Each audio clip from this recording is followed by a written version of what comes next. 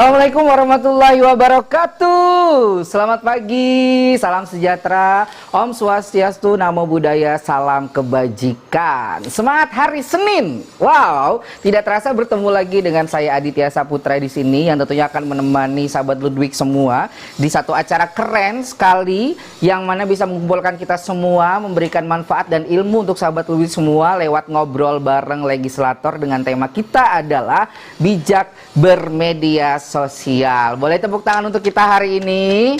Ya, insya Allah selama 1 minggu ke depan nanti segala sesuatunya akan lebih lancar lagi. Dan ini adalah rangkaian acara kita yang tentunya akan banyak sekali ilmu-ilmu yang bisa didapatkan melalui webinar nasional pada hari ini. Sebelumnya juga mau berterima kasih kepada DJ Naptika, juga berterima kasih kepada Bapak Haji Ludwig F. Paulus yang sudah memprakarsai dan punya ide untuk membuat acara ini supaya sahabat Ludwig semua bisa menjadi orang-orang yang bijaksana dalam bermedia sosial. Apalagi kalau bicara mengenai media sosial ini segala sesuatunya sudah tidak bisa dipisahkan ya, ada begitu banyak platform yang bisa dipilih, mau TikTok, mau Instagram, mau Facebook, mau YouTube dan lain sebagainya bisa dimanfaatkan dengan baik dan bisa menjadikan hasil yang baik apabila dipergunakan dengan bijaksana. Tapi sebelum memulai rangkaian acara hari ini seperti biasa, yang belum sarapan boleh sarapannya diselesaikan terlebih dahulu, yang lagi ngopi boleh sambil ngopi terlebih dahulu supaya nanti ketika fokus ya pada acaranya, ketika sudah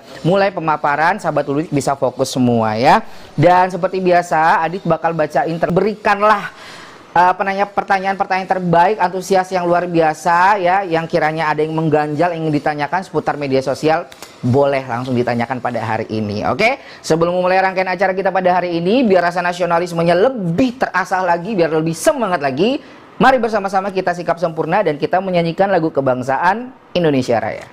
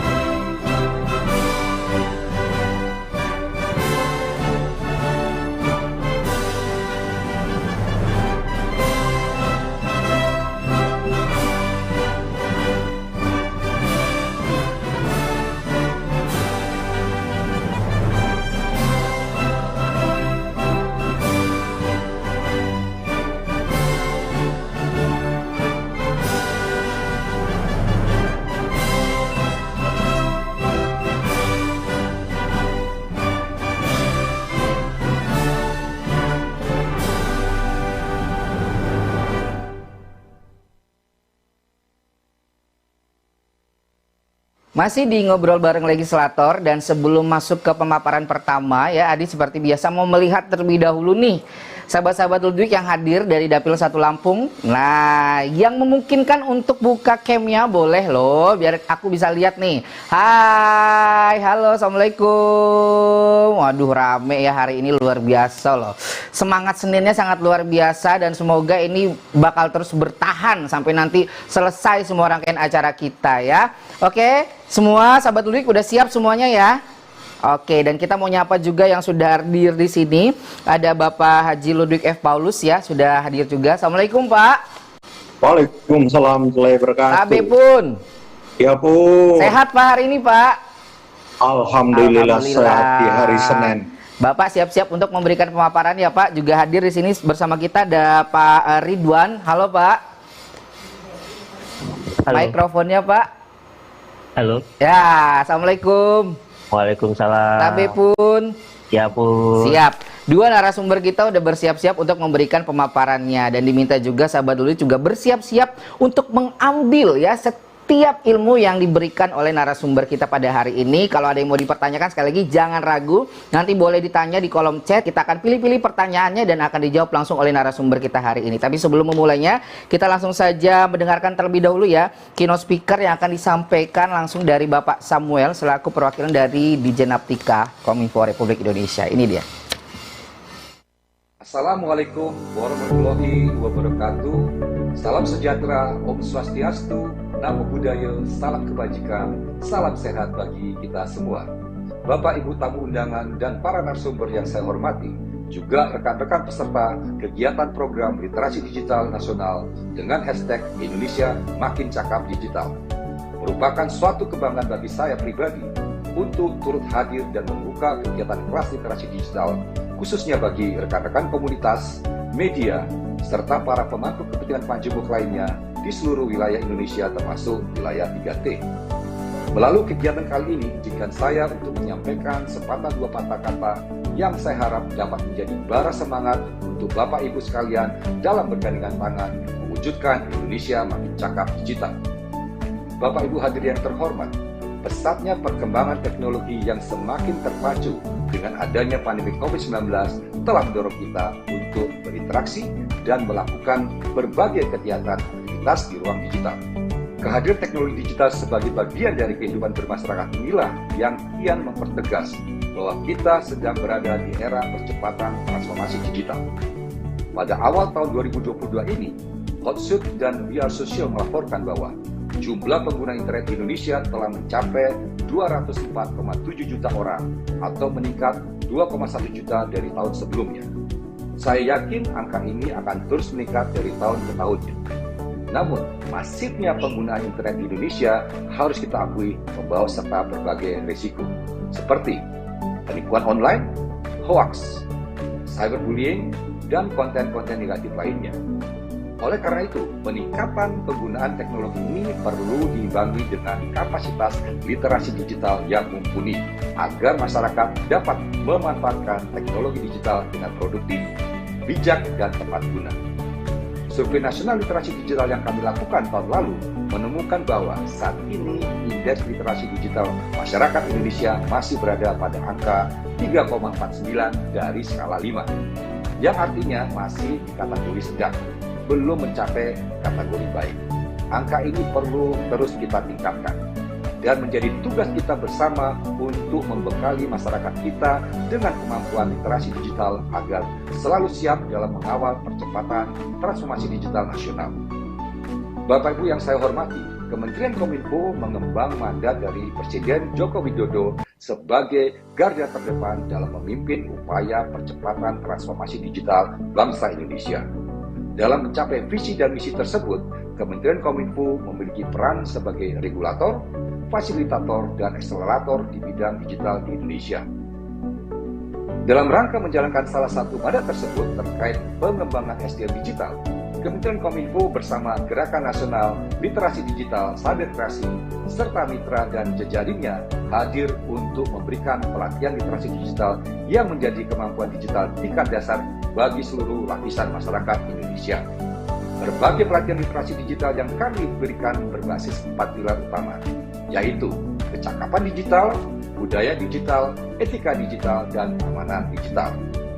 Hingga tahun 2021 lalu, program literasi digital ini telah berhasil menjangkau lebih dari 12 juta masyarakat di 515 kabupaten kota pada 34 provinsi di seluruh Indonesia. Bapak, Ibu, dan hadirin yang saya hormati, peningkatan literasi digital masyarakat adalah pekerjaan besar. Oleh karena itu, kami tidak dapat bekerja sendiri. Diperlukan kolaborasi yang baik agar tidak ada masyarakat yang tertinggal dalam proses percepatan transformasi digital ini. Prinsipnya adalah nobody left behind. Untuk itu, apresiasi saya ucapkan kepada semua pihak yang telah bekerja sama dalam menyelenggarakan kelas literasi digital pada hari ini. Saya berharap kegiatan ini dapat mendorong terciptanya talenta digital baru di Indonesia yang lebih berkualitas dan siap dalam membantu mewujudkan Indonesia Digital Nation. Demikian sambutan yang dapat saya sampaikan. Selamat mengikuti kegiatan, tetap semangat, dan semoga Tuhan Yang Maha Esa menyertai langkah kita bersama dalam memajukan Indonesia. Indonesia terkoneksi, semakin digital, semakin maju. Salam literasi digital. Wassalamualaikum warahmatullahi wabarakatuh. Om Santi Satu Satu. Waalaikumsalam warahmatullahi wabarakatuh. Salam literasi digital. Terima kasih kepada Bapak Samuel Abriani Panggerapan ya, perwakilan dari Ditjen Aptika Kominfo Republik Indonesia. Dan kita langsung akan segera memasuki paparan pertama pada hari ini ya, yang langsung akan disampaikan oleh Bapak Haji Ludwig F. Paulus. Tapi sebelumnya kita kenalan dulu biar lebih dekat nih dengan Bapak ya. Nah, ini beliau adalah seorang wakil komisi dari DPR RI ya. Lalu beliau lahir di Manado pada tanggal 27 Juli 1957.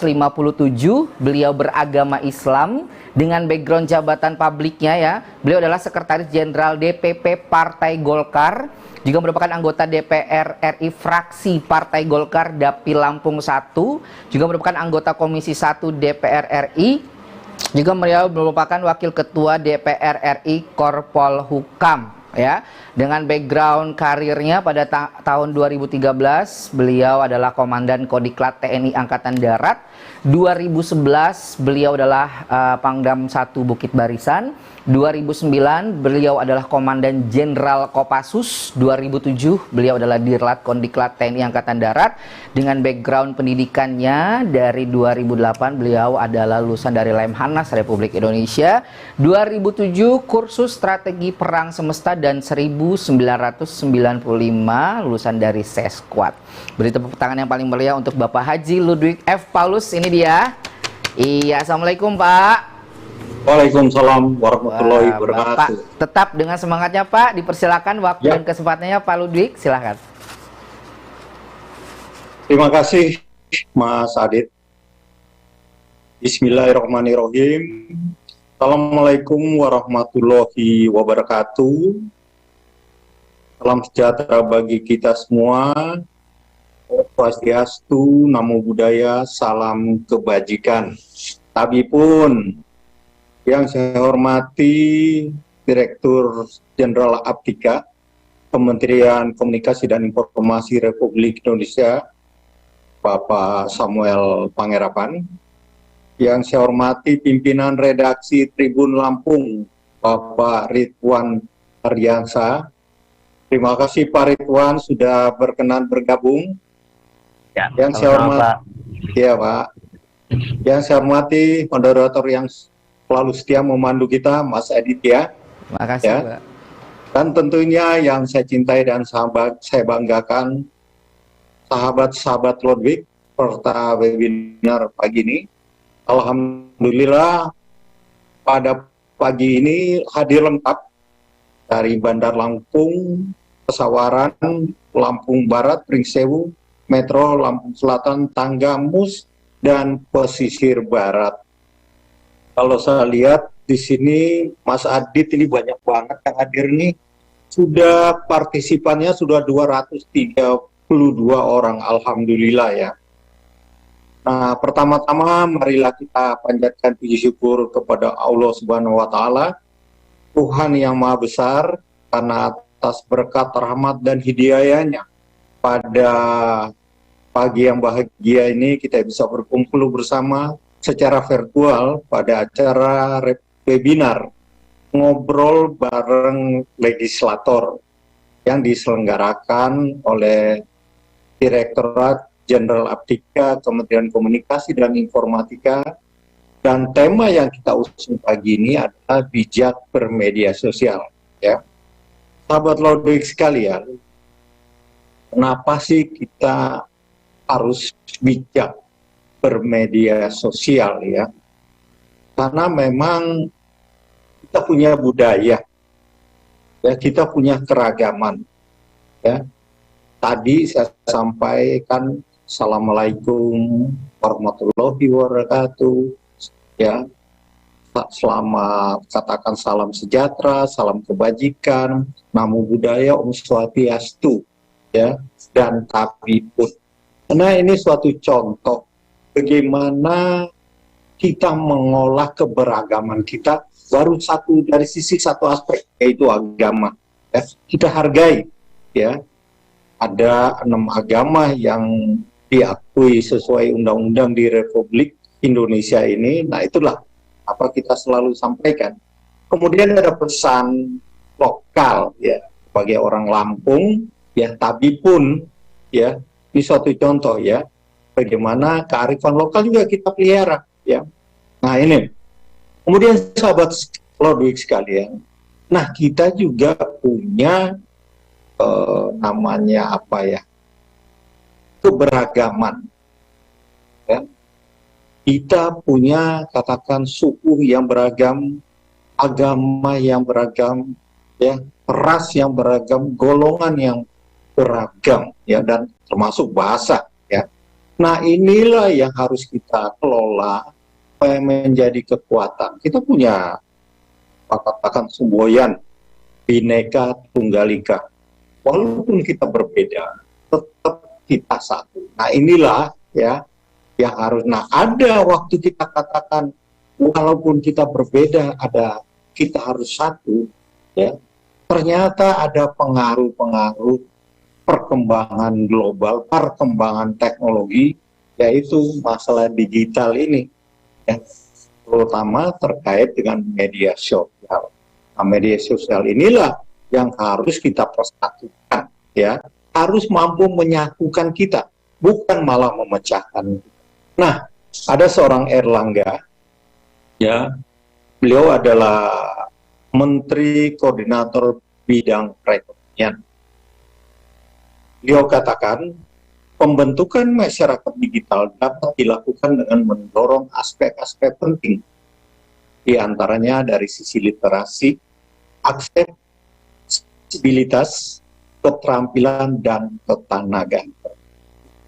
Hal itu kita bisa dorong ini sehingga diharapkan kita bisa beradaptasi cepat dengan perkembangan ilmu pengetahuan dan teknologi.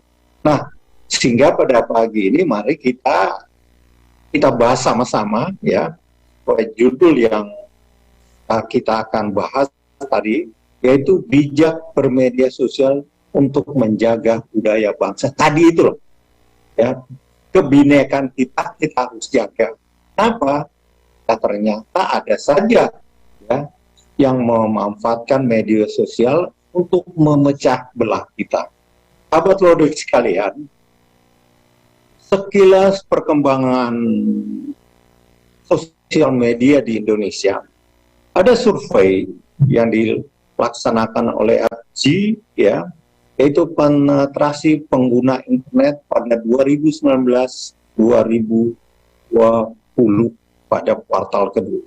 Dikatakan, ya, bahwa ini data 2019-2022, ya, bahwa pengguna internet di Indonesia sudah mencapai 196,71 juta orang, ya.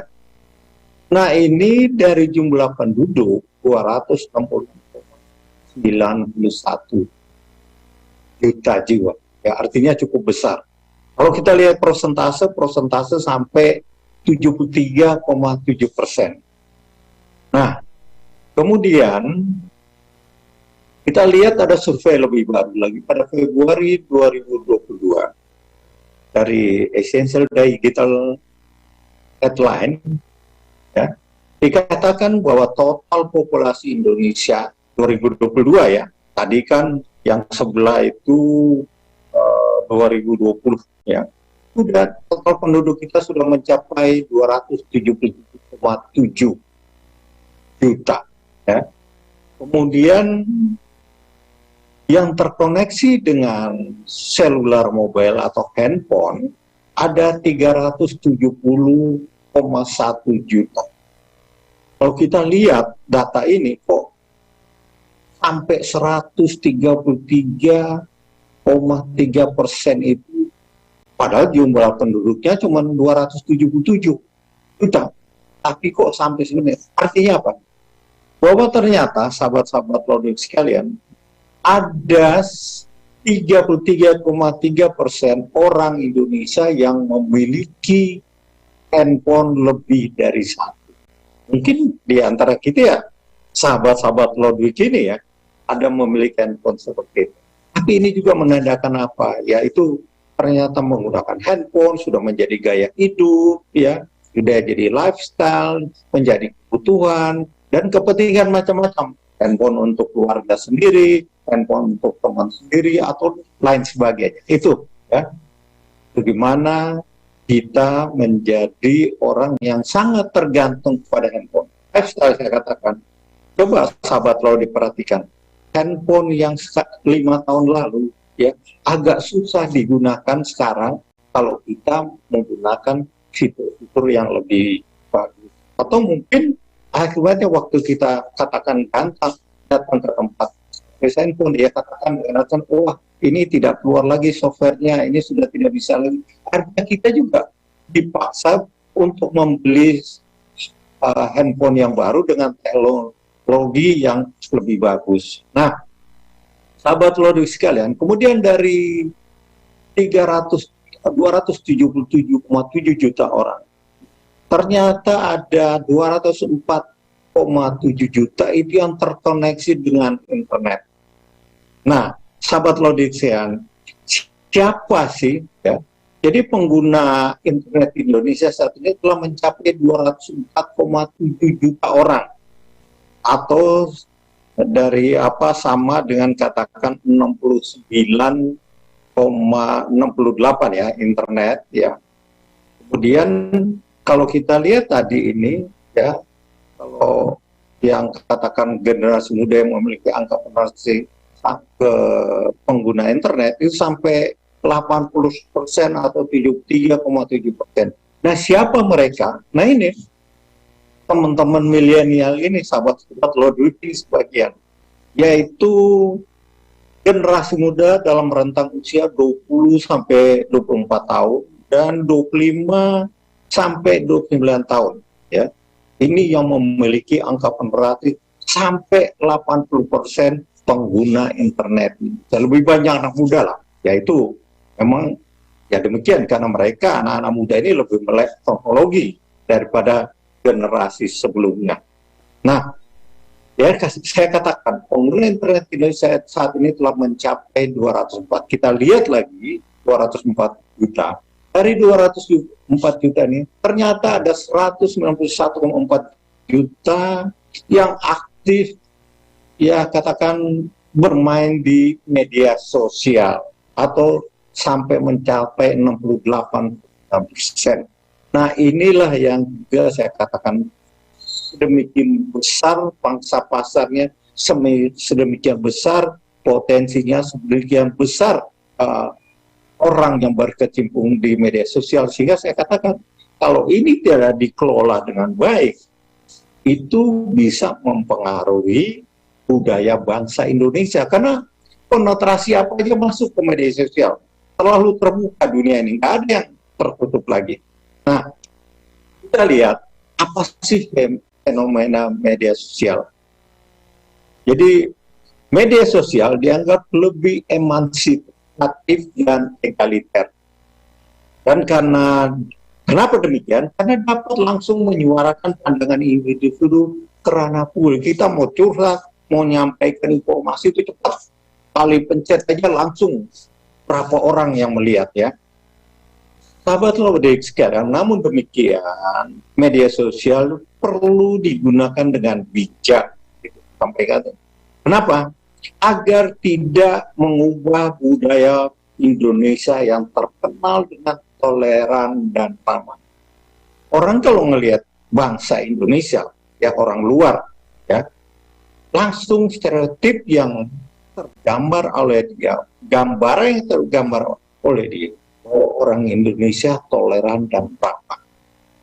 Nah ini, jangan sempet gara-gara media sosial ini, kok kita bukan orang Indonesia yang toleran lagi, kok bukan orang Indonesia yang ramah lagi. Nah ini yang kita perlu perhatikan.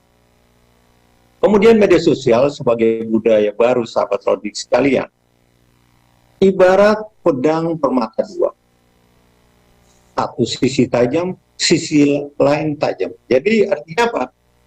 Media sosial itu ada dua sisi, yaitu sisi positif dan sisi negatif. Sisi positif kalau kita perhatikan media sosial, pada tempat informasi. Tempat kita juga memanfaatkan untuk pendidikan. Ilmu pengetahuan ada di situ, termasuk bisnis. Dan tentunya juga memudahkan pekerjaan. Lalu banyak lagi yang lain. Itu sisi positifnya. Itu yang seharusnya kita lihat, itu yang seharusnya kita kembangkan. Kemudian negatifnya, ya konten negatif yang sering kita dengar. Yaitu pertama, sahabat Lodit sekalian, pornografi. Banyak ya, berita bohong, hoax, ujaran kebencian, fitnah, perjudian, provokasi, sara, dan pelanggaran terhadap kekayaan intelektual dan sebagainya. Ini yang kita harus lihat sama-sama. Dari sini juga kenapa demikian? Ya, karena itu akan memberikan impact, memberikan dampak pada generasi belas. Kenapa? Bosan lah, ya kesepian lah, marah dan ketakutan, stres dan kelelahan. Nah, ada kalanya orang coba, ya, orang coba itu apa, lihat orang akhirnya apa ya, orang ingin katakan pengen main game, yang main game itu game dengan kekerasan, orang motong apa, kelihatan darahnya. Kenapa permainan game ini tidak tersensor? Lain dengan kalau kita nonton film. Kalau kita nonton film di bioskop atau di TV, ya, itu sudah ada badan sensor yang melihat, oh ini tidak pantas untuk budaya Indonesia. Oke, dia edit, dia hilangkan. Oh ini pantas, silakan. Ya. Yang lebih parah lagi kita dengar, ini ada game, ya, game sebenarnya, tetapi isi di dalamnya ada muatan judi, ya. Hingga Kementerian Komunikasi dan Informatika kalau nggak salah sekitar sebulanan lalu telah memutus atau memblokir 15 penyelenggara sistem elektronik PSE di Indonesia. Itu karena digunakan untuk itu, ya. Dan pihak kepolisian lagi ramai ini di Sumatera Utara untuk memberantas masalah ini. Itu kira-kira sahabat Lodit sekalian terkait dengan kenapa media sosial itu sebagai budaya baru. Mari kita lihat dari sisi positif dan negatif. Nah, mari kita kembangkan sisi positifnya, tapi kita eliminir, kita reduksi sisi negatifnya. Kemudian dari sini kita melihat ya statistik penanganan konten negatif ini. Pornografi cukup besar, sahabat Lodit sekalian. Ini datanya per Januari 2022 ya. Ada 1.110.530 ya. Yang lagi ramai saat ini perjudian 465.607. Ya, fitnah ada 17, penipuan ada 15.505. Yang masalah yang diangkat masalah sara, suku, agama, ras dan antar golongan itu 189. Kemudian kekerasan atau kekerasan pada anak ada 12, kemudian perdagangan produk dengan aturan khusus ada 127, terorisme dan radikalisme ada 521, separatisme dan organisasi berbahaya ada 4, hak intelektual atau haki ya 9.064, dan ada pelanggaran keamanan informasi ada 325, dan konten negatif yang direkomendasikan setelah instansi sektor ada 4.280, dan konten yang meresahkan masyarakat 3, konten yang melanggar nilai sosial budaya 26, dan berita bohong 21. Jadi total penanganan situs ada 1.606.320. Nah, di mana mereka bermain situs-situsnya ya? Kita lihat ternyata yang paling banyak di Twitter. Nge-tweet ya ada 624.781 ya, Kemudian setelah itu orang lihat bermain di mana dia, di Facebook dan Instagram. Ada 21.941 ya. Kemudian berikutnya di bawahnya ada di Google dan YouTube 5.343. Kemudian di file sharing ada 1.026 dan Telegram ada 848 dan lain 20. Jadi total penanganan media sosial ada 653.959 sahabat Roy. Jadi ini yang terjadi. Siapa yang ini? Yang kok bisa tahu? Memang Kementerian Komunikasi Informasi ini Direktorat Jenderal Afrika patroli 1,24 jam. Kemudian pihak kepolisian, pihak kejaksaan, ya. Kemudian ada juga badan cyber dan sandi negara, dan tentunya ada sebagian kecil terkait dengan keamanan dan pertahanan, yaitu dari TNI. Nah, ini yang terus berpatroli untuk mencari model-model seperti ini.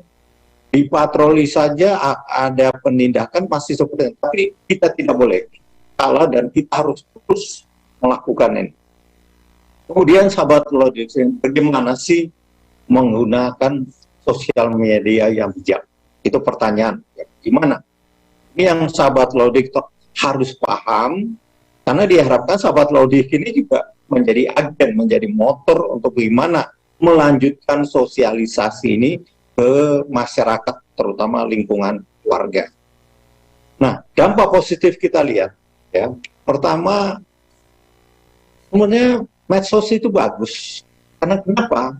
Untuk menghimpun keluarga, saudara, kerabat yang tersebar, yang tadinya kita tidak tahu, gak kenal, apalagi mungkin kita sudah bagian dari kita, udah nggak tahu nggak yang dulu bahwa itu saudara kita, ya. Jadi berperan untuk mempertemukan kerabat yang jauh dan sudah lama tidak bertemu. Paling gampang kita lihat di Lampung.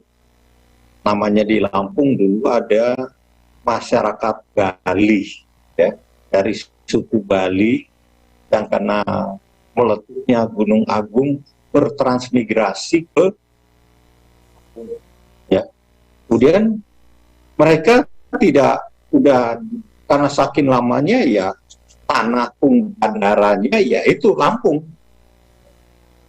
Mereka bersosialisasi, diterima oleh lingkungan, dan waktu kalau saya suka ketemu, mudik nggak? Udah nggak mudik lagi ke Bali.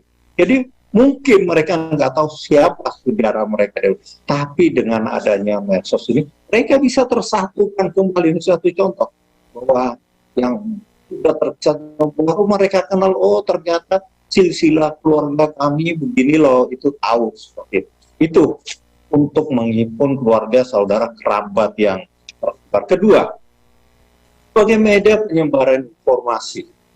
Informasi terkini sangat mudah menyebar melalui media sosial. Hanya dalam beberapa menit setelah kita bisa menerima informasi. Paling gampang kita tahu, oh, kalau kita lihat di terus ada tentang katakan COVID, ya. Alhamdulillah sudah terus mereda. Terus ada baru lagi, cacar monyet. Itu kita bisa tahu, oh terjadi di Semarang. Satu orang baru pulang dari luar negeri, usia 20 tahun. Kita tahu semua apa yang terjadi di belahan lain, baik negeri kita maupun dunia, itu sih kita tahu. Termasuk terjadi apa? Kebakaran lah, itu dan lain sebagainya, itu kita bisa segera tahu. Berikutnya, memperluas jaringan pertemanan. Dengan ada medsos ini kita dapat berkomunikasi dengan siapa saja, bahkan dengan orang yang belum kita kenal. Suatu contoh, saat ini saya setidak-tidaknya kalau saya lihat partisipan punya kenalan baru 240 orang, 248 orang kan. Ini betapa hebatnya pengaruh dari era digital ini. Tinggal mau nggak berkomunikasi sosial media untuk bagaimana ya kita memperluas ya jaringan pertemanan ini. Itu contoh memperluas. Berikutnya, situs media sosial membuat kita menjadi lebih bersahabat. perhatian dan empati. Nah, ini setelah kenal berteman, ternyata kita bisa membuat jadi lebih bersahabat. Apa sih? Kan sahabat lebih dari teman, ya. Kita curhat, dia juga bisa membantu kita, ya. Jadi kita bisa jadi lebih bersahabat dan empati, termasuk mungkin ada kalanya orang menyampaikan unek-unek, tapi sahabat Lodwi, jangan terlalu mudah mengeluarkan unek-unek kita di media sosial. Itu juga tidak bagus. Mana yang pas, pantas silakan, tapi yang tidak perlu nggak usah, ya. Karena itu bisa menjadi empati, menarik simpati orang, tapi bisa juga membuat sisi negatif, karena kok istilahnya kita bocorkan rahasia pribadi kita dan lain sebagainya. Nah, berikutnya yang kelima, sebagai sarana untuk mengembangkan keterampilan sosial, kita bisa belajar dari media sosial bagaimana kita beradaptasi, bagaimana kita bersosialisasi dengan publik dan mengolah jaringan pertemanan. Ini kita bisa atur, ya. Ya, tidak ada kan biasanya waktu awal-awal kita cerita WA group kan buat aturan. Ada aturan-aturannya. Kalau kita mau kompak, sebaiknya jangan cerita ini. Karena kita datang dari segala sesuatu yang berbeda. Tetapi dengan adanya katakan media sosial, kita juga dilatih beradaptasi. Kita harus, ada lingkungan baru, ya. Kita coba beradaptasi. Terus kita bersosialisasi dengan publik. Nah, ini yang dia. Yang kelima dan yang keenam adalah sebagai media promosi dalam bisnis.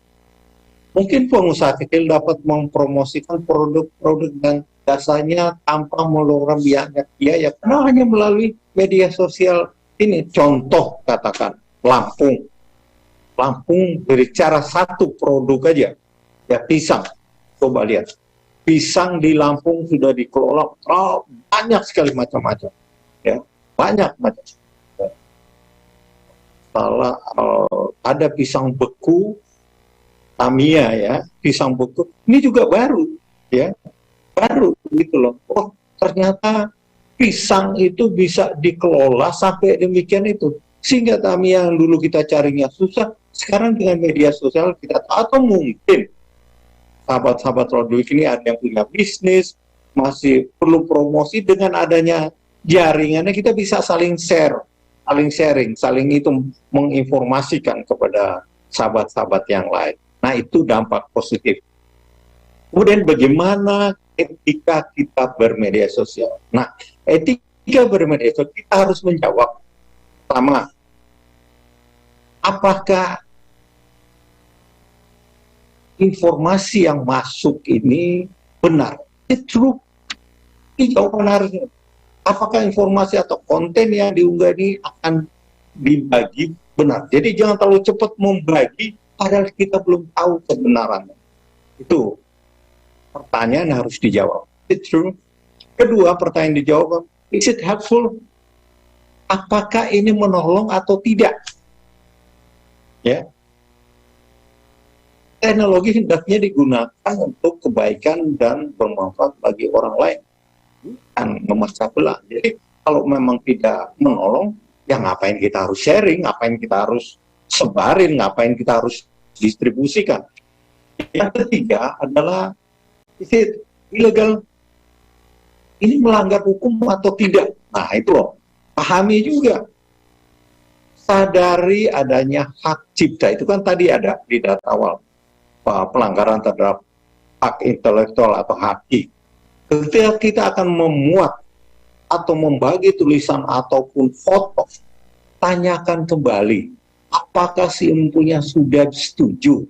Bisa nggak biasakan diri untuk menulis sumber materi yang ingin diunggah ke media sosial. Kita kan waktu sekolah juga, waktu kita lagi sekolah gini kan ada, ya, footnote. Jadi kalau kita mau ngambil statement orang ini, bukan statement kita, tapi itu kita mau bahas, maka biasanya kita tak sampaikan sumbernya siapa, ini umpunya siapa, atau footnote-nya seperti apa.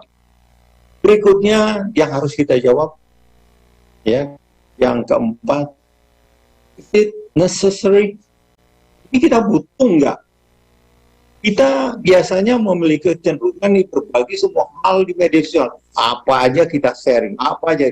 Tapi sahabat Lodwi, mari kita berpikir lagi, ya, mari kita berpikir lagi, sedemikian perlukah kita mengunggah konten tersebut?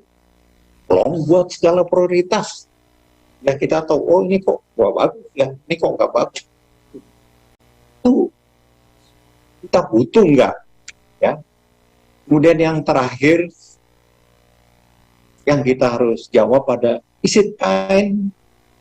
Hal utama yang penting untuk kita ingat adalah untuk selalu mengunggah hal-hal yang tidak kebaikan lah. Kita lihat baik atau enggak, ya. Karena kalau kita lihat ini pertanyaan yang kita jawab, katakan ada 5. Kalau kita kategorikan kita ini siapa dalam konteks media sosial? Apakah kita bagian produsen, ya, dari konten itu, dari informasi itu? Apa kita sudah menjadi distributor? Sharing itu ya, tandanya kita ini distributor. Mungkin rata-rata kita ini ada juga yang distributor, ya, banyak lah, ya. Kemudian yang terakhir, produsen, konsumen. Jadi yang paling atas adalah produsen, distributor, baru konsumen. Sekedar kalau konsumen dia baca, dia lihat, udah untuk dia aja, nggak usah pengen di-sharing-sharing kemana lagi. Nah ini penting. Jadi sayangi ya pulsa kita juga, gara-gara padahal kita mau sharing sesuatu yang tidak benar, sesuatu yang tidak menolong, sesuatu yang ilegal, sesuatu yang kita nggak perlu. Kita pengen sayangi pulsa itu, ya. Pas kita butuh yang penting, mau bicara penting, nah pulsanya habis, ya. Termasuk yang terakhir, apakah ini baik? Kemudian negara tentunya, pemerintah dalam ini sudah mengantisipasi itu, sehingga dibuatlah ditentukan perbuatan itu yang bisa dipidana menurut Undang-Undang ITE. Nah ini yang sekarang sudah ada undang-undang itu, ya. Undang-undang ini ada satu sisi orang katakan, wah ini bagus, sangat menolong, sangat membantu. Sisi lain orang katakan, wah ini kok mengganggu kebebasan. Nah itu, saat kita katakan kita bebas berekspresi, tetapi sisi lain juga kita lihat, ini sama dengan dua sisi pedang yang tajam ini. Satu sisi bebas berekspresi kita butuh, satu sisi lain juga orang lain gara-gara kebebasan ini dia terganggu, ya.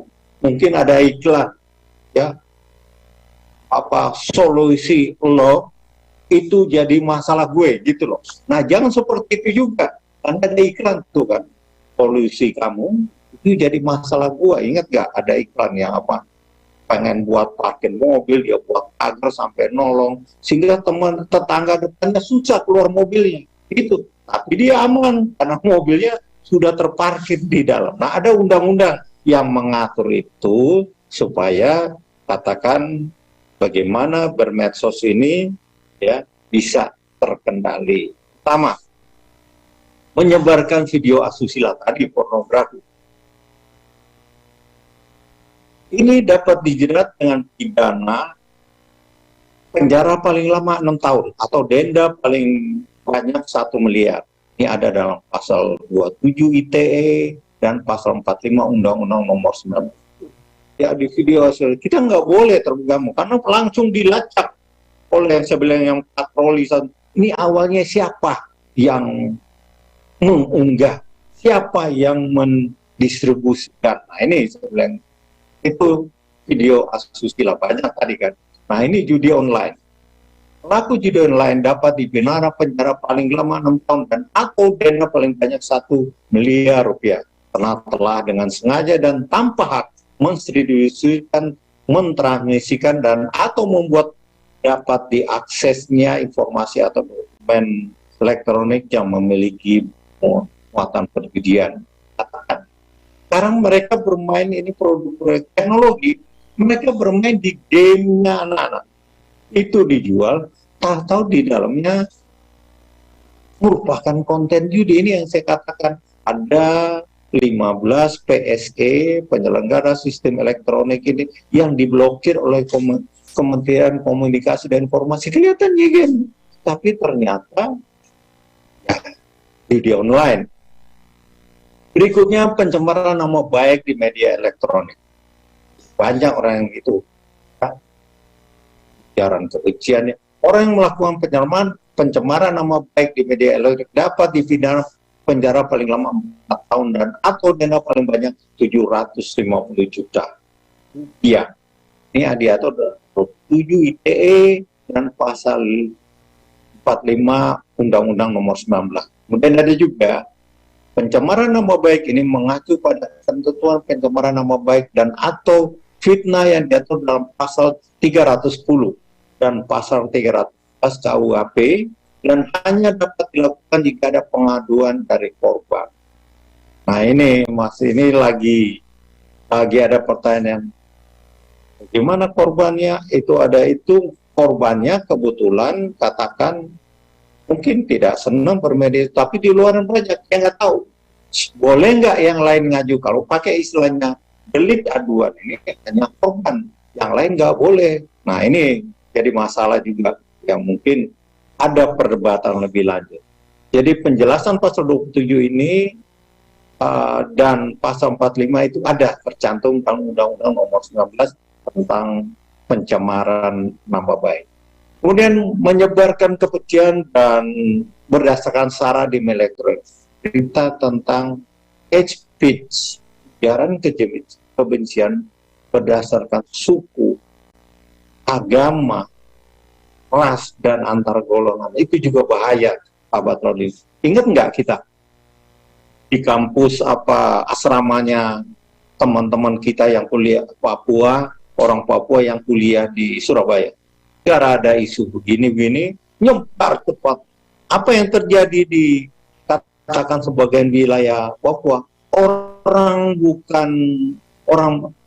katakan penduduk Indonesia bukan Papua, diusir dari bumi Papua. Nah ini saya katakan, suku agama ras ini sangat berbahaya apabila tidak dikelola dengan siapa yang mengelola ya kita.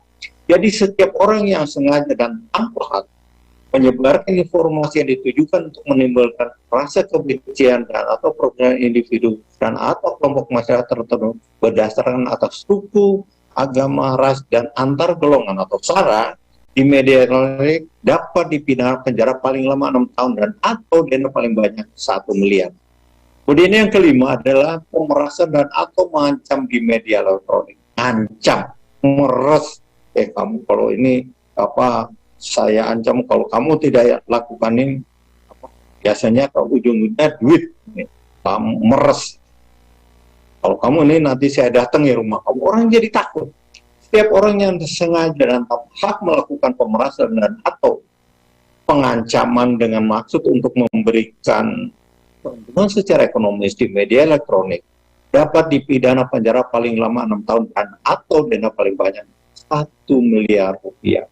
Ini diatur dalam pasal 27 ITE, Undang-Undang ITE, dan pasal 45 Undang-Undang 19 itu. Yang keenam, teror. Ini juga teror. Chatting itu chat ya, tapi tahu lewat WA dan sebagainya. Dikatakan orang yang dengan sengaja dan tanpa hak memberikan ancaman kekerasan atau menakut-nakuti yang ditujukan secara periode melalui media elektronik termasuk chatting ya, dapat dipidana penjara paling lama 4 tahun dan denda paling banyak 700. Kita bayangkan gara-gara teror ini satu orang itu megang handphone ini bisa ketakutan dia, ya, takut dia megang handphone, apalagi buka. Nah, yang tergambar adalah teror tadi. Padahal dia mungkin butuh handphone, ada berita, mungkin masalah keluarga yang harus diberikan bantuan, ya. Tapi karena itu hanya merembet kemana-mana. Kemudian yang ketujuh adalah membajak akun media sosial orang lain. Perbuatan membajak akun media sosial orang lain merupakan tindakan menambah atau mengubah informasi elektronik pada akun tersebut secara tanpa hak dan pelakunya dapat dipidana dengan pidana penjara paling lama 8 tahun dan atau denda paling banyak 2 miliar. Nah, ini diatur dalam pasal 32 dan pasal 48 Undang-Undang ITE. Sahabat Lodwig sekalian, itu kira-kira dampak apa ya, gimana law enforcement itu perlu diterapkan ya. Nah, terkait dengan itu pada sesi terakhir saya ingin memberikan pesan kepada sahabat Lodwig. Kita sekarang sudah masuki tahapan politik pada pemilu 2024 ya. Nah, saya harapkan tentunya terkait dengan ini ya, tahapan pemilu ini sebenarnya siapa sih, apa kita tahu ada namanya politik identitas ya.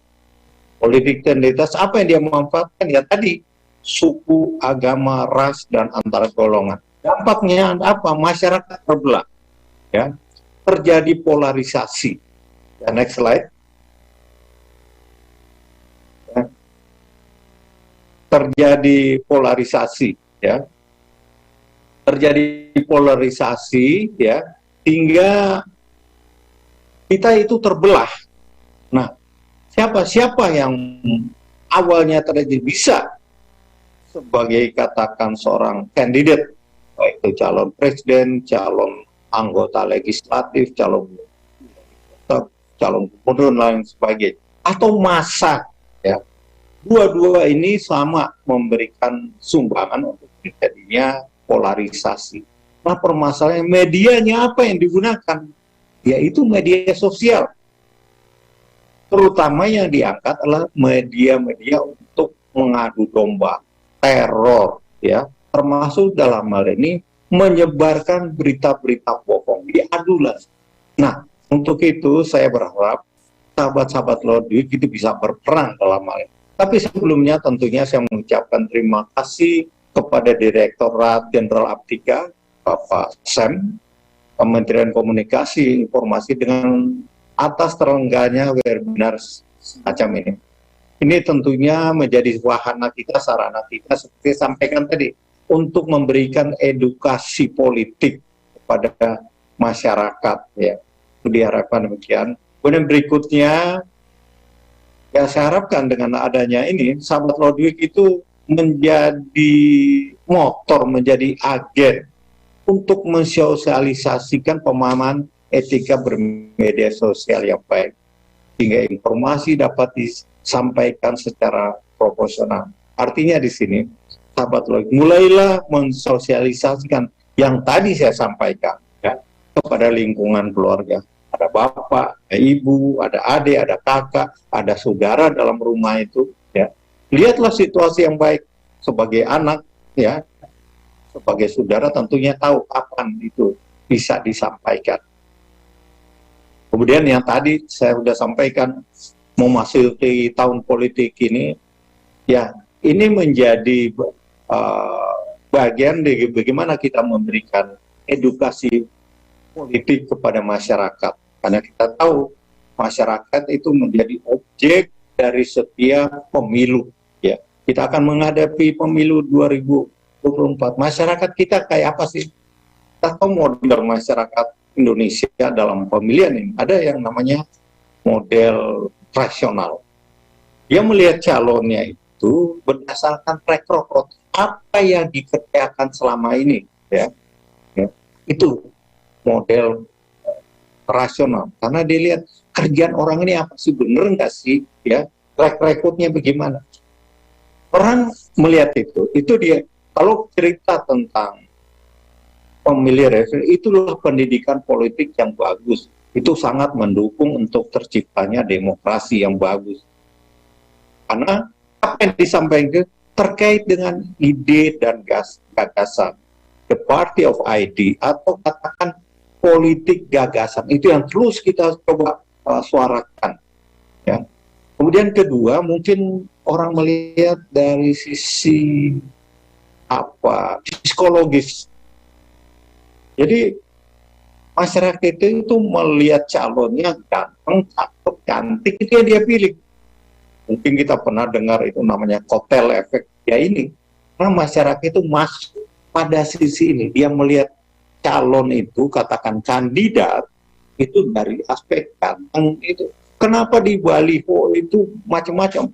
Sakingnya orang melihat ini, dia tahu bahwa betapa pentingnya aspek psikologi, maka kan gambar itu gampang diedit. Mukanya kayak gini, pas tampil di baliho, aduhai luar biasa. Pas ketemu kok beda banget. Tapi itulah dampak dari psikologis ya. Dan yang ketiga itu yang saya katakan ini yang dapat menjadi indikator politik identitas, yaitu pilih model sosial. Dia melihat dari apa? Kalau suku, agama, ras, dan antar golongan. Orang melihat suku sebenarnya baik-baik saja. Melihat agama baik-baik saja. Ya. Melihat ras baik-baik saja. Melihat dari sisi golongan baik-baik saja. Dan jadi masalah. Setelah itu masuk ke media sosial, dikemas dengan berita-berita bohong. Dan itu yang menjadi masyarakat kita terbelah. Ya, mungkin dengarkan 2019 lalu ada cebong dan kampret. Bukan maunya elit politik, tapi terjadi dari bawah. Nah ini sahabat produk sekalian, ini yang benar-benar harus kita perhatikan. Demikian yang dapat saya sampaikan. Terima kasih atas perhatiannya. Wassalamualaikum warahmatullahi wabarakatuh. Tapi pun. Waalaikumsalam warahmatullahi wabarakatuh. Terima kasih Bapak Haji Ludwig F. Paulus untuk pemaparannya. Nanti kita langsung ketemu lagi dengan Bapak di sesi tanya jawab dan kita langsung masuk ke sesi berikutnya ya Pak. Terima kasih. Untuk paparan berikutnya akan disampaikan oleh Pak Ridwan ya. Pak Ridwan boleh. Assalamualaikum Pak. Waalaikumsalam. Iya, sudah siap nih Pak untuk memaparkan materi hari ini? Siap. Silakan Pak, waktu dan kesempatannya Pak. Oke, terima kasih Mas Adit.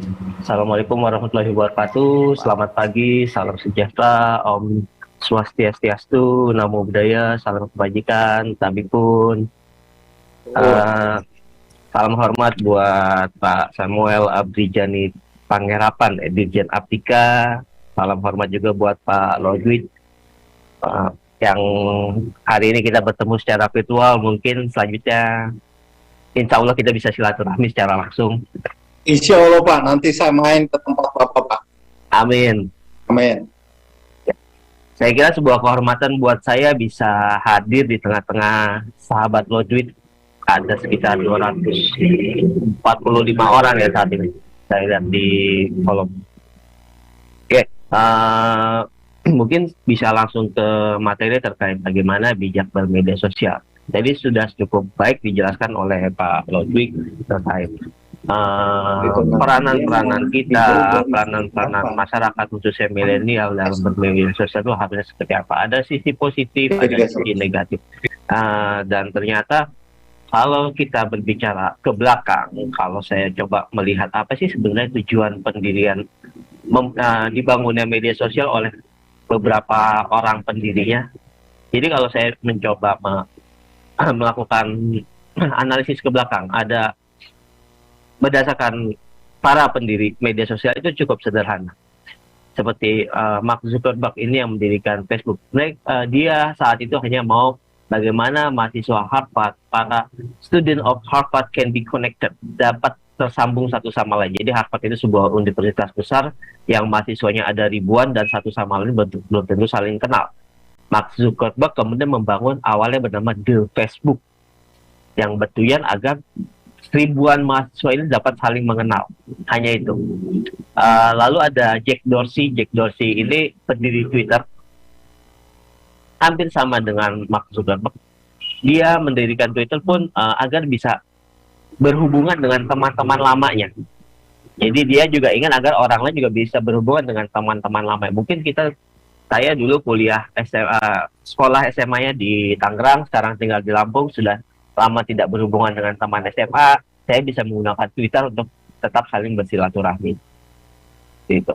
Lalu ada Kevin Systrom. Kevin Systrom ini salah satu pendiri Instagram. Kevin Systrom ini hobi fotografi. Jadi dia senang membagikan fotonya. Kalau dulu itu sulit sekali berbagi foto kan. Lalu dia berpikir gimana agar semua orang bisa mudah berbagi foto ketika si A, sahabat logis ke daerah ini mau berbagi foto itu mudah, lalu dia menciptakan sebuah platform bernama Instagram. Tujuannya agar bisa saling berbagi foto. Sangat sederhana. Lalu ada Zhang Yiming. Zhang Yiming ini pendiri pendiri TikTok, sorry. Pendiri TikTok.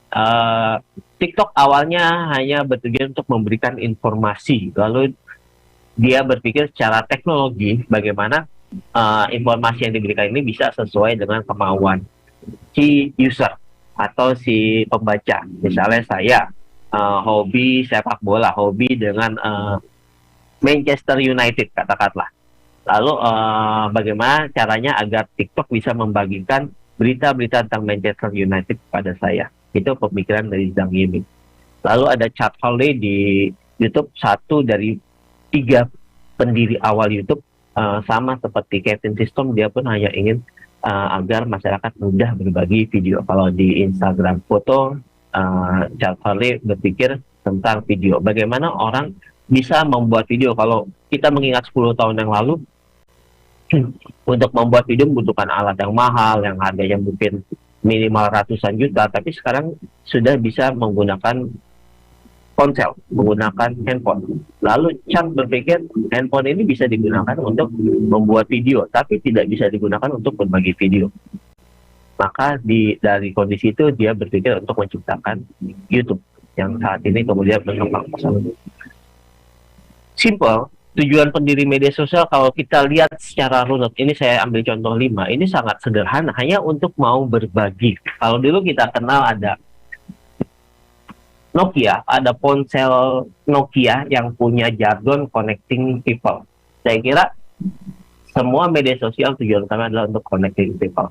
Lalu kemudian ternyata disukai orang dan semakin banyak follower, semakin banyak penggemarnya, semakin banyak yang menggunakan. Tadi juga sudah dijelaskan oleh Pak Lodwig, berdasarkan data Essential Digital Headlines, data dari HomeSuite, itu saat ini ada sekitar di Indonesia, based on data Februari 2002, ada 277 juta orang populasi Indonesia. Dari jumlah itu ada 370 ponsel yang digunakan. Ini 2 kali lipat, hampir 2 kali lipat dari jumlah populasi. Dalam artian kalau kita ambil range usia 15 tahun ke atas nih, satu orang sudah punya sekitar 2-3 ponsel masyarakat Indonesia saat ini. Lalu dari jumlah itu 204 juta orang sudah menggunakan internet atau menjadi internet user. Jumlahnya 73,7 dari total populasi. Jadi masih ada sekitar 27% populasi yang belum menggunakan internet. Bisa jadi ini karena range usia ini misalnya anak-anak yang di bawah 5 tahun, atau bisa jadi memang ada daerah terpencil yang belum terjangkau internet, belum terjangkau oleh infrastrukturnya internet. Mungkin ini menjadi PR pemerintah bagaimana, dan ini juga sedang dikejar oleh pemerintah saya rasa, bagaimana semua daerah Indonesia bisa terjangkau oleh internet. Dan hal paling menarik adalah ada hampir 200 juta atau 191 tepatnya juta orang yang menggunakan media sosial. Ini lebih dari 50%, ada 68,90%. Kalau dilihat dari total pengguna internet 204, ini hampir 90%-nya menggunakan internet untuk media sosial. Kalau kita lihat data dari Essential Digital Headline ini. Lalu kalau kita lihat lebih dalam, sebenarnya berapa lama sih setiap orang menggunakan internet atau media sosial? Kalau kita lihat di daily time ya, bahwa average orang, rata-rata orang tuh menggunakan internet itu hampir 8 jam atau hampir dari sepertiga hari, 8 jam 30 menit. Ini rata-rata orang menggunakan internet. Dan yang paling menarik adalah 3 jam 17 menit itu digunakan untuk bermedia sosial. Saya kira ini juga menjadi kabar buruk, karena jumlah pengguna media sosial, jumlah waktu yang digunakan untuk melihat media sosial jauh lebih tinggi dibandingkan jumlah waktu yang digunakan untuk membaca. Ini kalau kita lihat yang paling kanan, ini adalah waktu yang dihabiskan orang untuk membaca berita, untuk membaca informasi baik secara online maupun di koran cetak. Ini hanya 1 jam 47 menit. Ini sepertiga lebih rendah dibandingkan jumlah orang yang berselancar di media sosial. Saya kira ini juga menjadi PR kita. Bagaimana meningkatkan minat baca orang supaya tidak hanya bermedia sosial, tapi juga mau membaca. Nah, ini yang menjadi PR teman-teman di media mainstream juga. Bagaimana orang yang mau membuka media sosial punya ketertarikan juga untuk membaca informasi. Di next step kita akan melihat ini secara lebih dalam. Dari sini, dari data ini kita tahu bahwa media sosial sangat diminati dan masyarakat kita menghabiskan waktu 3 jam. Saya kira 3 jam bukan waktu yang sebentar ya. Ini waktu yang cukup panjang untuk menghabiskan waktu mereka berselancar di internet, membuka Instagram, membuka Facebook, membuka YouTube. Sampai dengan 3 jam. Kalau di jam sekolah ada jam pelajaran atau di kuliah ada SKS, ini 4 SKS kayaknya nih, 3 jam 17 menit ini. Gitu. Berbicara tentang bijak bermedia sosial, kalau tadi Pak Lodri sudah menjelaskan media sosial sebagai budaya baru, lalu ada statistik penanganan konten negatif, lalu bagaimana etika bermedia sosial. Ternyata di mesin, di akun media sosial, di para penyedia media sosial, di platform media sosial itu telah membuat batasan-batasan yang dikenal sebagai pedoman komunitas. Facebook memiliki pedoman komunitas, YouTube memiliki pedoman komunitas, Instagram, Twitter, bahkan TikTok mempunyai pedoman komunitas. Apa itu pedoman komunitas? Pedoman komunitas adalah hal-hal yang membatasi user, pengguna dalam melakukan interaksi di dalam platform-platform tersebut. Mungkin awalnya para pendiri media sosial tidak menyangka bahwa ini akan sebesar ini loh, bahwa ini seluruh dunia akan menjadi akan memakai aplikasi mereka, bahwa akan ada 191 juta orang Indonesia yang akan menggunakan Instagram, Facebook, Twitter, TikTok, YouTube, dan media sosial lainnya. Mungkin mereka tidak akan menyangka. Tapi ternyata ini terjadi. Lalu pada awalnya hanya ingin menghubungkan orang, hanya ingin bercerita, tapi ternyata makin banyak persoalan-persoalan sosial baru yang bermunculan. Di 2017, 2018 itu pernah ada satu tren, saat itu Facebook baru memulai mesin mereka yang bisa membuat setiap user melakukan siaran langsung saat itu. Dan saat itu juga muncul tren siaran langsung bunuh diri. Jadi banyak kejadian bunuh diri disiarkan secara langsung di Facebook. Sejak saat itu Facebook melakukan perbaikan dari berbagai usulan, termasuk dari teman-teman media mainstream. Kami pernah diskusi dengan Facebook apa yang boleh dan tidak boleh dilakukan oleh user. Gitu. Jadi Facebook kemudian membuat sebuah pedoman komunitas. Di slide ini saya menampilkan 16. Totally sebenarnya ada ratusan pedoman komunitas dari Twitter, dari Instagram, Facebook, dan media sosial lainnya. Tapi ini inti-intinya yang saya ambil. Ini yang dilarang dan tidak boleh dilakukan oleh user dalam bermedia sosial. Kalau dilarang, apa sanksinya? Sanksinya sangat jelas disebutkan oleh platform-platform itu, bahwa sanksi terburuk akunnya akan ditutup. Dan setahu saya itu tidak bisa dibuat lagi dengan nomor telepon yang sama, dengan cara pendaftaran yang sama, itu tidak bisa dibuat lagi. Paling buruknya akun ditutup. Bisa jadi akun di suspend, dibatasi, jadi tidak bisa. Akunnya tetap ada tapi tidak bisa membuat postingan seperti itu. Dan ini tidak hanya berlaku untuk akun biasa, akun pribadi orang per orang, tapi juga akun media. Karena beberapa media pun pernah terkena penalti dari media sosial sehingga tidak bisa melakukan aktivitas tertentu. Oke, di dalam pedoman komunitas unsur paling utama yang paling menjadi perhatian mereka adalah kekerasan. Jadi bagaimana kekerasan ini dihilangkan, diminimalisasi secara besar-besaran agar tidak muncul di media sosial. Jadi ketika ada kita menampilkan, misalnya memperlihatkan foto kekerasan, itu biasanya akan masuk ke radar ya media sosial dan lalu akan menjadi blacklist. Mungkin ada teguran pertama, teguran kedua, sampai nanti akunnya dicabut. Lalu kedua adalah organisasi terlarang. Organisasi terlarang ini mengikuti pemerintah. Jadi pemerintah sudah mempunyai daftar organisasi terlarang. Ketika organisasi terlarang ini kemudian dibagikan di media sosial, biasanya mendapat warning juga orang yang membagikannya. Memperlihatkan kejahatan. Oke. Memperlihatkan kejahatan ini misalnya ketika ada orang kecopetan lalu kita rekam detik-detik orang itu mengalami kecopetan, ini juga dianggap sebagai memperlihatkan kejahatan. Nextnya barang terlarang. Barang terlarang itu bisa meliputi di antaranya narkoba,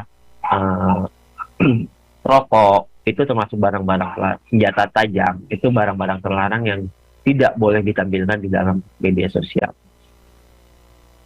Nextnya di dalam pedoman komunitas ada penipuan, bunuh diri dan menyakiti diri sendiri. Lalu pelecehan terhadap anak, pelecehan seksual orang dewasa, ini termasuk hal-hal yang dilarang oleh media sosial untuk ditampilkan di dalam platform mereka. Boleh next. Oke, perundungan, bullying, kata-kata berisi bully terhadap seseorang atau eksploitasi orang, pelanggaran pribadi. Pelanggaran pribadi ini satu diantaranya adalah menampilkan identitas, misalnya KTP, SIM, kartu anak, itu memperlihatkan foto KTP itu dilarang oleh Facebook karena itu dianggap pelanggaran pribadi, dianggap memperlihatkan identitas seseorang. Lalu ujaran kebencian, grafis ini bukan foto tapi gambar yang memperlihatkan kekerasan. Jadi ini bisa jadi digambar sendiri atau di grafis-grafis yang bermunculan, ini pun dilarang oleh media sosial. Ketelanjangan dan aktivitas sosial terkait telanjangan, ajakan seksual, ajakan berbau seksual, itu pun dilarang. Termasuk hak atas kekayaan intelektual. Hak atas kekayaan intelektual misalnya lagu yang sudah dibuat oleh seseorang atau film yang dibuat oleh seseorang lalu kita publikasikan ulang tanpa menyebut atau menganggap itu milik sendiri, itu juga dilarang dan bisa berimpact kepada si pengguna yang mengupload, yang memposting hak atas kekayaan intelektual tersebut. Jadi di platform media sosial sudah jauh berbeda dibandingkan 10 tahun yang lalu. Kalau 10 tahun yang lalu kita membuka search engine, membuka Google, membuka Yahoo, lalu kita yang paling banyak bermunculan adalah hal-hal negatif, hal-hal positif itu muncul berimpitan. Tapi sekarang ada safety mode, ada rules, ada aturan-aturan, ada batasan-batasan yang dibuat langsung oleh media sosial agar hal-hal seperti itu tidak lagi muncul, tidak lagi berkeliaran. Kalau kayak tadi Pak Ludwig bilang ada 959 medsos yang masuk dalam penanganan konten negatif. Saya kira itu masih cukup tinggi sekali gitu, 653.000 ya. Dan di sini di teman-teman media sosial pun ternyata tidak hanya mesin yang bekerja. Diskusi terakhir dengan teman Facebook, waktu itu Facebook masih di wilayah Asia Tenggaranya masih dipegang oleh orang Indonesia, Mas Yos, tapi sekarang sudah resign. Waktu itu pun berdiskusi bahwa mereka hire orang, mempekerjakan orang untuk melakukan patroli terhadap hal-hal seperti ini. Jadi ada orang-orang yang patroli di Facebook, oh ini masuk dalam pelanggaran pedoman komunitas, oh ini masuk dalam ujaran kebencian, maka akun ini harus dihapus atau harus disuspend atau mendapat hukuman lain. Jadi ada ribuan orang yang dipekerjakan oleh media sosial. Di Facebook aja kalau tidak salah ada sekitar 1.000 orang untuk mengawasi unggahan-unggahan, postingan-postingan yang dilakukan oleh user seperti itu. Lalu bagaimana caranya agar kita bijak bermedia sosial? Dari saya tidak banyak. Poin paling penting, cukup patuhi pedoman komunitas. Patuhi pedoman komunitas, karena di pedoman komunitas itu sudah banyak sekali aturan yang boleh dan tidak boleh dilakukan oleh teman-teman, oleh sahabat Logis, oleh para user dalam bermedia sosial. Cukup lihat apa sih yang boleh, apa sih yang tidak boleh. Di situ sudah lengkap. Jadi ketika melanggar itu, penalti itu tinggal menunggu waktu. Penalti dari platform itu tinggal menunggu waktu. Misalnya kita ternyata membagikan ujaran kebencian, platform pun akan melihat itu dan akan membatasi itu. Dan di lain pihak, pemerintah Indonesia sudah memiliki undang-undang ITE, jeratan undang-undang ITE, seperti tadi disampaikan oleh Pak Lodwig, sampai 4-6 tahun hukuman penjara dan dendanya hingga 1 miliar. Saya kira itu sangat besar sekali, makanya kita harus berhati-hati.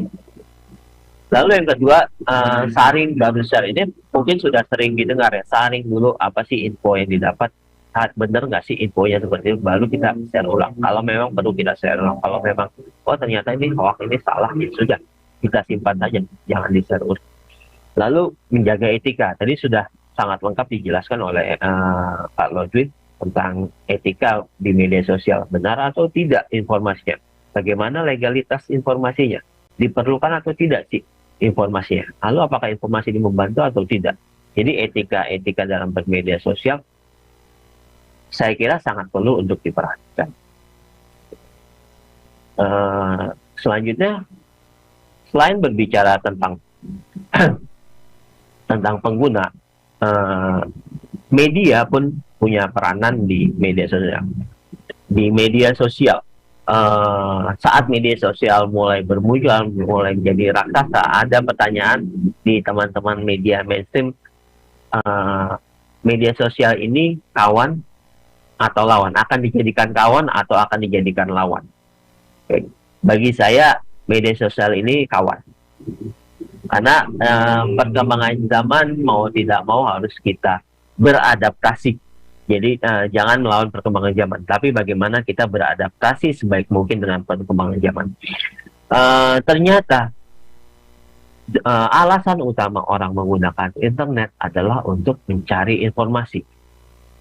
Kalau dari data di Februari 2022 dari Hotsuite, data ini memperlihatkan bahwa orang menggunakan internet untuk mencari informasi, termasuk dari media sosial. Jadi kalau kita mengenal ada media sosial untuk joget-joget, ada media sosial untuk sekedar memperlihatkan makanan, atau ada media sosial yang untuk mempertontonkan film-film terbaru, ternyata tujuan utama orang berinternet paling besar masih untuk mencari informasi.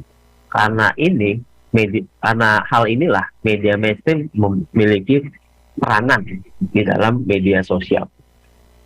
Bagaimana media mainstream menggunakan media sosial? Yang pertama adalah kami, teman-teman media mainstream, Tribun Lampung, Tribun Network. Tribun Lampung hadir di Indonesia, ada saat ini ada 65 tribun di Indonesia, termasuk di Lampung. Kami menggunakan platform media sosial sebagai media informasi. Kalau kita mungkin bisa melihat di Instagram @Tribun Lampung, ini informasinya masih seputar informasi yang memang update, tidak menghadirkan joget-jogetan dan yang lain-lain yang jadi hype anak muda saat ini, tapi kita menghadirkan informasi, dan ternyata itu dibaca, dan ternyata itu dilihat. Kebetulan saat ini lagi viral kan kasus rektor yang ditangkap. Kebetulan saya alumni kampusnya, dan ketika kita naikkan itu di media sosial dibandingkan dan di web kami, ternyata lebih banyak yang baca di media sosial. Kalau buka @Tribun Lampung Instagramnya itu sampai kalau tidak salah sampai 40.000 penonton ya untuk satu video terkait kasus rektor Unila yang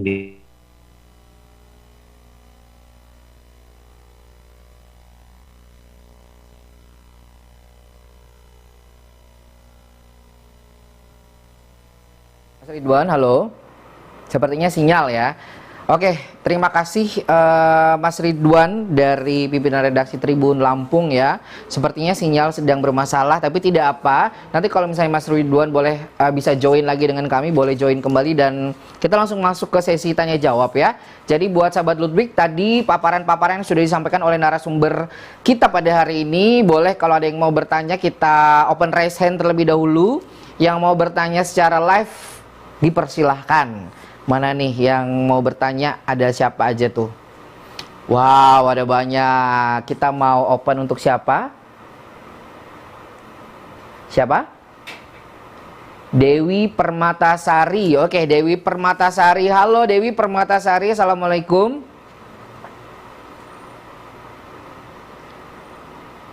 Halo.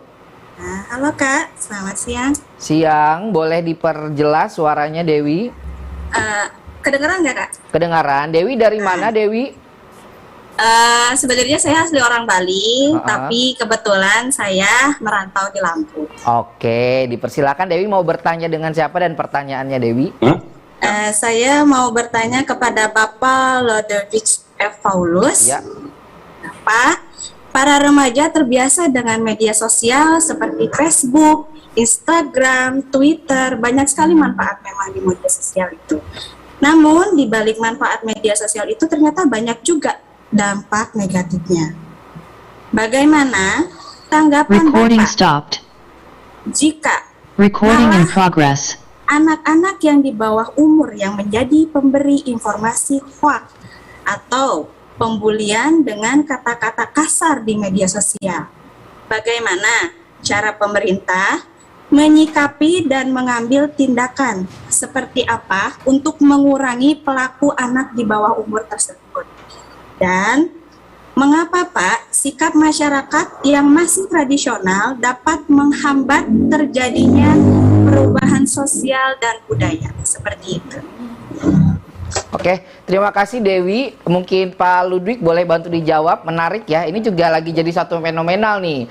Kok banyak banget juga penyebar-penyebar berita hoax ini ternyata adalah anak usia di bawah umur gitu Pak. Terus yang sering membuli temannya di media sosial justru adalah anak-anak di bawah usia. Silakan Pak, boleh diberikan tanggapannya Pak.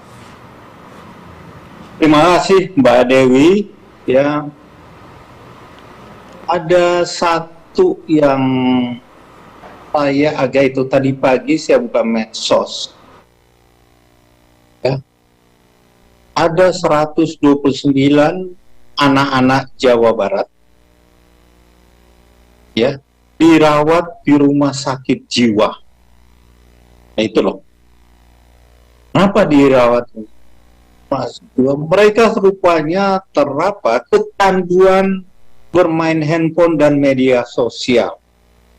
Nah, kira-kira itu yang terjadi. Anak-anak ya harus diterapi sedemikian masuk rupa untuk itu. Saya baca ya, baru tadi pagi saya baca. Ini satu itu fenomena nih. Ya. Kok demikian? Nah, apa yang disampaikan oleh Mbak Dewi tadi memang ada korelasinya. Memang anak-anak ini ya satu sisi dia cukup kuat main terus, satu sisi dia udah sangat terikat dengan atau termasuk yang apa alam pikirannya juga jadi terpengaruh. Nah, kalau sudah berbicara alam pikirannya terpengaruh ya itu juga jadi ya apa istilahnya harus diterapi. Nah, ini yang terjadi kepada 129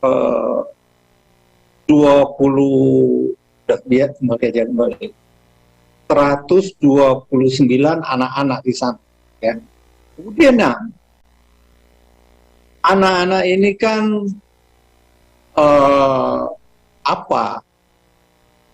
ada tantangan baru ya.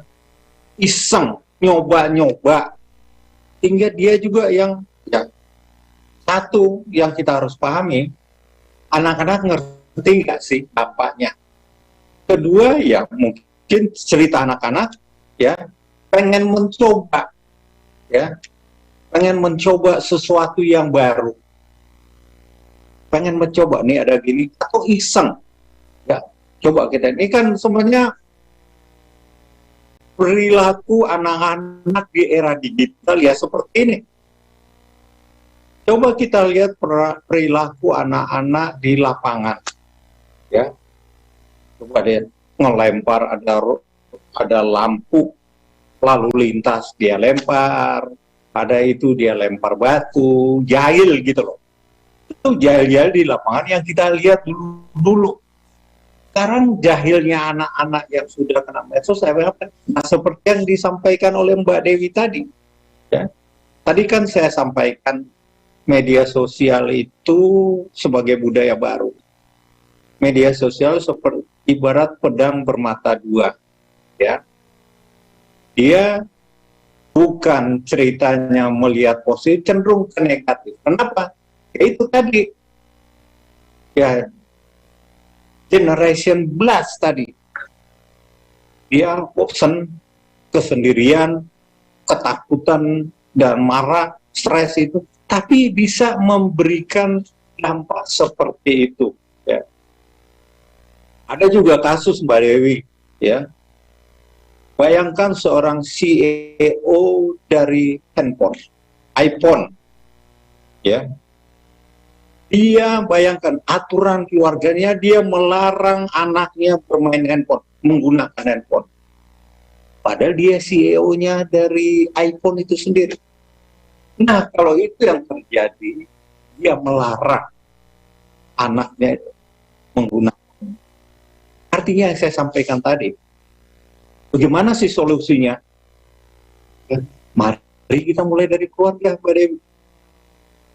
Dididik dari anak. Mungkin kita tidak bisa sekeras dengan siapa ini katakan CEO-nya dari iPhone ya, tetapi mungkin di keluarga itu ada cara-cara sendiri.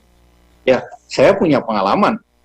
Saya punya anak 2 dulu, ya saya nggak bisa melarang mereka tidak membuka katakan main gamenya mereka ya, bukan di handphone ya, di PSA ya, dari game. Dia hanya beri aturan, kalian boleh buka nih anak saya. Kamu boleh main hanya pada Sabtu dan Minggu atau malam menjelang libur, hari libur, terus malam mulai kerja untuk besok sekolah dia nggak boleh lagi. Nah itu aturan keluarga dan alhamdulillah ditepati oleh mereka. Nah model-model pendidikan seperti ini itu yang perlu disampaikan ke keluarga. Kalau mereka sudah kecanduan seperti tadi, keluarga juga nggak mampu, Mbak Dewi. Nggak mampu. Akhirnya harus dibawa ke psikiater. Ya, kalau dia konsultasi di rumah masih oke. Tapi ada yang saya katakan 129 anak harus diterapi di rumah sakit jiwa di Bandung, Jawa Barat. Nah ini artinya sudah terlambat, ya. Nah inilah pendidikan pada waktu masih dini. Nah itu, tapi coba lihat sekarang anak-anak, ya. Sekarang anak-anak ya udah terlalu akrab dengan itu. Dia bukan bermain handphone, tapi awalnya game, terus mulai kenal medsos dan lain sebagainya. Dan mereka lebih tahu. Terus sifat iseng anak-anak itu jadi seperti itu. Disebarin berita-berita itu. Kena aturan tidak bisa kena karena dia belum bisa kena katakan terkait hukum pidana maupun perdata. Jadi intinya Mbak Dewi dan sahabat Rodik yang lain, ya saya sampaikan, mari kita mulai dari lingkungan keluarga kita. Nah, mungkin ada orang tua pinter-pinterlah mencari waktu yang tepat untuk memberitahu kepada orang tua. Mungkin kita punya adik kakak, ya sama dengan itu. Atau mungkin lingkungan yang lain. Intinya proses edukasi di lingkungan keluarga itu sangat penting untuk kita lakukan. Kira-kira itu yang bisa saya sampaikan. Kenapa? Ya sifat anak-anak tadi itu. Ya, yang harus kita pahami. Tapi bagaimana mencegah itu semua? Jangan terjadi seperti di Bandung, terpaksa harus dibawa ke rumah sakit jiwa. Itu aja, terima kasih. Oke, terima kasih Bapak Haji Ludwig atas jawabannya. Ya, masih ada satu raise hand lagi. Boleh yang mau bertanya secara live, boleh raise hand yuk. Siapa yang mau bertanya? Kita pilih siapa? Muhammad Rizky. Oke, Muhammad Rizky ya. Boleh, Muhammad Rizky. Assalamualaikum. Waalaikumsalam Kak. Tabe pun. Ampun. Iya, dari mana Muhammad Rizky? Dari Kota Palembang Kak. Oke, silakan Muhammad Rizky, pertanyaannya. Baik Kak, saya izin bertanya dua hal. Nah, yang pertama, saat ini kan pengguna internet itu kan banyak berasal dari kalangan usia termasuk anak-anak. Nah, bagaimana cara kami yang lebih tua ini memberikan edukasi kepada mereka agar dalam berinternet itu mereka itu menjadi seorang yang positif person. Apalagi mengingat usia mereka yang masih dini, jadi memerlukan cara dan kalimat khusus agar dapat mudah dipahami Kak. Nah, pertanyaan yang kedua, saat ini kan pemerintah kan juga sudah gencar nih dalam menginformasikan bijak dan literasi media digital serta mengajak masyarakat untuk melawan provokasi di media sosial. Nah, namun kenyataannya masih banyak konten provokasi yang ditemui. Apakah media sosial akan bisa terbebas dari konten provokasi dan bagaimana langkahnya jika ada? Nah, apalagi kan Indonesia ini kan sekarang ini darurat membaca ya Kak, yang hanya membaca berita itu dari judulnya saja tanpa tahu isi keseluruhannya. Nah, itu pertanyaan dari saya. Sekian dan terima kasih. Ya, terima kasih untuk Muhammad Rizky. Boleh silakan Bapak Haji Ludwig untuk menjawab pertanyaannya dari Muhammad Rizky, Pak. Terima kasih Mas Rizky. Ya, pertama saya katakan pendidikan ya sama yang saya sampaikan ke Mbak Dewi tadi. Ya, mari kita mulai dari sebenarnya dari lingkungan keluarga. Ya, masalahnya ya waktu kita masuk kepada lingkungan keluarga kan pasti dong ada ibu dan bapak. Ya, apakah ibu dan bapak ini juga sudah paham ya etika bermedia sosial dan sudah paham dampak dari apabila anak-anak ini sampai terjebak ke tadi itu ke media sosial ya, itu luar biasa susah disembuhkan. Yang saya katakan, mau nggak Bapak Ibu anaknya harus dibawa ke rumah sakit jiwa? Saya contohkan tadi. Nah, pasti orang tua tidak ingin. Tapi kembali lagi, bagaimana mencegah? Satu, itu terjadi karena memang ada handphone. Itu kan terjadi gara-gara itu. Kedua, ada media lain, ada mainan di handphone itu. Ya, itu pasti. Nah, bagaimana kita mereduksi ini? Ya, mereduksi ini. Kelihatannya orang tua itu ya nggak susah, ya, membatasi itu karena pilihan. Anaknya jadi begini, jadi susah dan sebagainya. Itu anaknya jadi pendiam dan lain sebagainya. Bisa terjadi seperti itu. Jadi kalau disampaikan, Bu, Pak, ini dampaknya seperti ini loh. Mungkin dia paham. Nah, tapi itulah, jangan ya. Masalahnya kenapa ini terjadi? Ya karena dia mungkin melihat orang tuanya juga bangun pagi belum apa-apa, yang dibuka handphone dulu.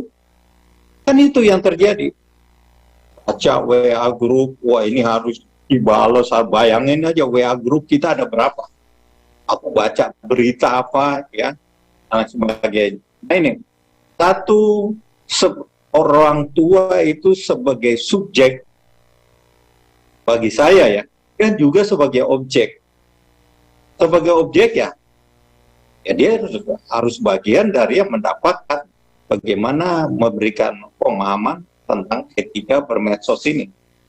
Sebagai subjek juga, dia harus sampaikan kepada anak-anaknya ini nanti, keluarganya, bagaimana ini dampaknya sebenarnya. Nah, waktu dia melihat ini tentunya, dan sempat, kamu jangan anak-anak, ya anak-anak sekarang ya, kamu nggak boleh pegang handphone. Apa kata si anak itu? Kalau kami nggak boleh, kenapa mak bangun pagi langsung pegang handphone? Contoh itu. Artinya juga kita pinter-pinter melihat itu, ya, pinter melihat itu. Nah, apakah ada jaminan bahwa hilang dari Mas Riki tadi itu, kok masih ada berita katakan hal-hal negatif? Ya, Karena saya katakan ini, kalau ingat tahun 70-an, waktu awal kita berbicara tentang globalisasi, apa pendapat pakar waktu itu? Ya, salah satu era globalisasi kan perkembangan teknologi dan informatika itu tahun 70-an. Baru kita rasakan ini di era digital sekarang. Era digital sekarang sudah masuk, Indonesia masih 4.0 ya, tapi di luaran sudah masuk 5.0 loh. Jadi udah lebih canggih lagi. Nah, dikatakan keniscayaan. Artinya memang saat kita hadapi globalisasi itu adalah tantangan. Sama dengan kita menghadapi sekarang saat kita berbicara era digital, eranya medsos ini, itu adalah tantangan. Ya, kita nggak bisa. Ada aturan, tadi saya sudah sampaikan, aturan pengetangan ITA tadi itu sudah ada. Di sisi lain juga, Kementerian Komunikasi dan Informasi juga sedang membuat dengan Komisi 1 DPR, kebetulan saya masuk panja itu, kita sedang membuat rancangan undang-undang perlindungan data pribadi. Tidak, supaya terlindungi, jangan terlalu mudah dipenetrasi orang ya. Termasuk bagaimana mengatur bagi provider, bagi penyelenggara itu, supaya jangan data pribadi kita bocor. Nah, ini ada aturan dari pemerintah tentunya, bagaimana katakan law enforcement ini berlaku kepada para itu. Saya katakan tadi kepada para pemegang atau orang-orang yang bertanggung jawab. Dia tidak merasa, mungkin merasa juga bersalah kalau anak-anak ya tadi. Nah, itu saya katakan tadi, ada 5 lembaga, Kementerian Komunikasi Informasi, Badan Cyber dan Sandi Negara, pihak kepolisian, pihak kejaksaan, dan TNI. 5 lembaga ini punya tools untuk melakukan patroli. Ya. Yang punya wewenang untuk memblokir ada di Kementerian Komunikasi dan Informatika, dan sudah dilakukan. Kemudian yang melakukan pendidikan hukum, yaitu ada kepolisian dan kejaksaan. Ini sebenarnya perangkat-perangkat kita untuk bagaimana mencegah itu. Itu yang kita lakukan, sehingga kita bilang ya oke, jalan terus, tapi ini ada. Tapi sisi lain, Mas Rizky, masyarakat juga, ya itu saya katakan tadi, ini kan kebebasan berekspresi, tapi saat dia bebas berekspresi, orang lain terganggu. Nah, ini seperti kita rasakan sekarang.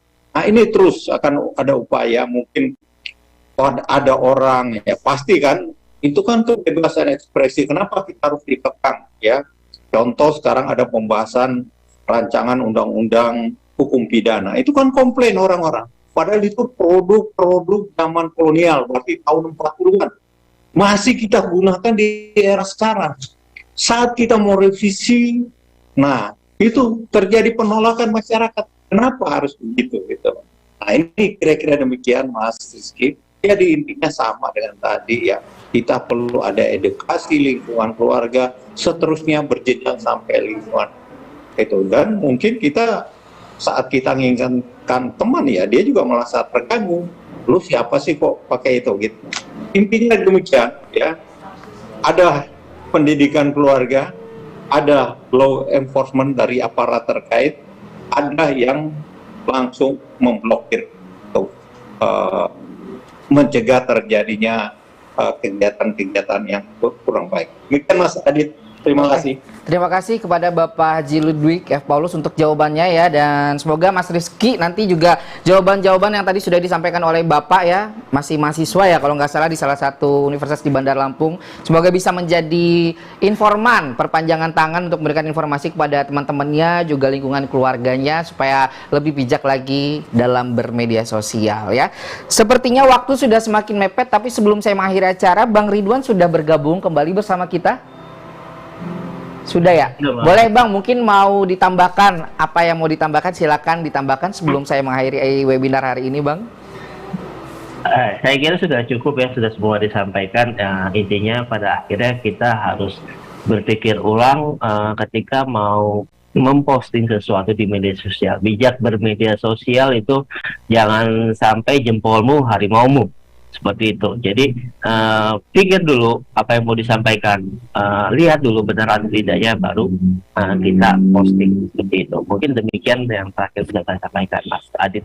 Ya, terima kasih Bang Ridwan untuk perkataannya ya, dan untuk sahabat Ludwig, luar biasa, terima kasih atas waktunya sudah menyempatkan hadir di webinar hari ini ngobrol bareng legislator ya. Sedikit rangkum dari saya sahabat Ludwig, bahwa maju dan besarnya sebuah peradaban satu bangsa ini adalah karena bersatunya rakyat yang ada di dalamnya. Dan mungkin pada saat ini kita tidak lagi sedang melawan penjajah dengan menggunakan bambu runcing ya, tapi pada saat ini kita sedang memasuki era digitalisasi yang dimana yang kita lawan adalah sudah tidak terbentungnya berita hoax ya, tidak terbendungnya lagi konten-konten negatif dan lain sebagainya. Maka daripada itu jadilah bijaksana dalam bermedia sosial. Dengan cara apa tadi?